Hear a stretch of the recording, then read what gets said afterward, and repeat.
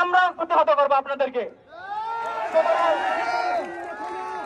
নিরস্ত্র ছাত্র সমাজের হাতে কোনো লাঠি নাই, কোনো দেশীয় অস্ত্র নাই, কিন্তু তাদেরকে আমরা মিডিয়ায় দেখেছি, প্রথম আলো মিডিয়া দেখেছি, সেখানে নাকি হাতাহাতি হয়েছে।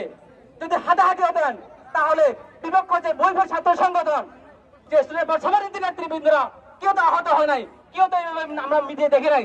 যেগুলো আমরা দেখেছি মিডিয়ায়, যে মাঠে ব্যান্ডেজ বেড়ে, যে বাজার থেকে ফার্মেসি দোকান থেকে বায়োডিন বা এই যে পেনিশন লাগিয়ে তারা ব্যান্ডেজ করে গেছে, এটা কি নাটক নয়? সুতরাং আমরা বলতে চাই, যারা মিডিয়া সাংবাদিক ভাইবৃন্দকে আমি অনুরোধ করবো, এই যারা এই অভিনয় করে আপনাদেরকে বোকা বানিয়েছেন, তাদেরকে দ্রুত গ্রেপ্তার করতে প্রশাসনকে সহায়তা করুন। সংগ্রামী বন্ধুগণ, আমরা গতকাল রাতে দেখেছি দুজন সেই যারা হামলাকারী ছিল তাদেরকে গ্রেপ্তার করেছে, তার জন্য আমি প্রশাসনকে ধন্যবাদ জানাই।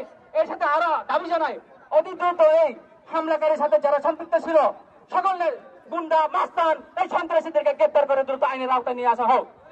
রঞ্জনিত করে আমরা সেটা মানবো না। সংগ্রামী বন্ধুগণ, আমি বক্তব্য দীর্ঘায়িত করতে চাই না। আমাদের এই আজকের আন্দোলনে, এই আন্দোলন যেন আমাদের চলমান থাকে এবং আমাদের অধিকার আদায় না হওয়া পর্যন্ত আমরা এই আন্দোলন চালিয়ে যাব। সংগ্রামী বন্ধুগণ, সকলকে ধন্যবাদ।